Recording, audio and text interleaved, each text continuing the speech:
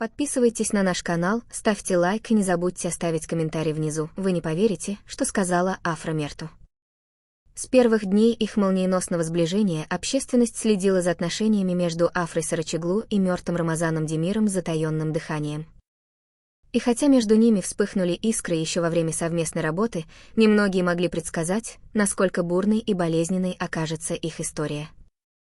Но то, что произошло накануне, потрясло даже самых циничных таблоидных обозревателей. Афра Сарачоглу передала Мерту сообщение, которое он, по его словам, не сможет забыть до конца жизни.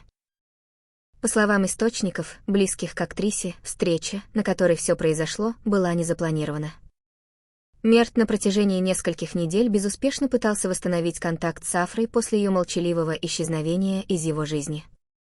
Он отправлял сообщения, звонил, приходил на мероприятия, где она, как он надеялся, могла появиться. Ответа не было. Афра полностью игнорировала его существование, в то время как в прессе уже начали появляться слухи о ее возможной связи с другим именитым актером Энгином Акюреком.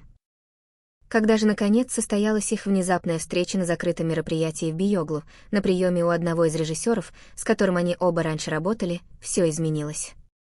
Мерт, по словам очевидцев, выглядел растерянным и одновременно обрадованным. Он подошел к Афре с надеждой, что сможет, наконец, все объяснить и, возможно, вернуть то, что, как он считал, у них было настоящим. Но ее ответ застал его врасплох. Афра, сохраняя ледяное спокойствие, вручила ему небольшой конверт. На его лицевой стороне было написано всего одно слово «Прощай». Внутри рукописная записка, состоявшая всего из 3 предложений. «Ты потерял меня в тот момент, когда начал использовать меня, чтобы забыть другую. Я не твоя замена, не твое спасение и не твоя тень. Больше никогда не смотри в мою сторону. Свидетели говорят, что, прочитав это, Мерт замер. Он долго смотрел на бумагу, словно не веря глазам. Затем медленно сел, закрыв лицо руками. Некоторое время он молчал, потом поднялся и ушел, не попрощавшись ни с кем. Один из гостей отметил, что глаза у него были красными, будто он еле сдерживал слезы. Эта сцена мгновенно облетела весь светский бомонд. В социальных сетях вспыхнули споры, кто прав, кто виноват, действительно ли Мерт пытался забыть Афру с помощью новой девушки, и почему Афра решила прервать все именно таким образом. Некоторые назвали ее жестокой, другие — сильной женщиной, поставившей себя на первое место. Интересно, что вскоре после этого события Афра была замечена в компании Энгина Акюрека. Они вместе покинули ресторан в районе Нишанташи, не скрываясь от камер.